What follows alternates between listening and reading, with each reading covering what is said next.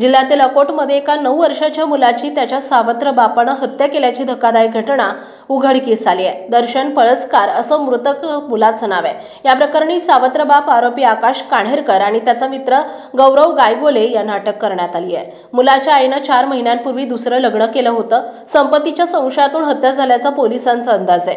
मिळालेल्या माहितीनुसार सावत्र बापानं दर्शनची हत्या का केली याचं कारण अद्यापही समोर आलं नसून अकोट पोलीस याचा अधिक तपास करतायत। हत्या केल्यानंतर आरोपीने दर्शनचा मृतदेह जंगलात फेकून दिला होता। सूत्रांनी दिलेल्या माहितीनुसार सावत्र मुलगा भविष्यात संपत्तीत हिस्सा मागू शकतो, याच संशयातून सावत्र बापानंच त्याच्या मित्राच्या मदतीने हत्या केल्याची माहिती मिळते।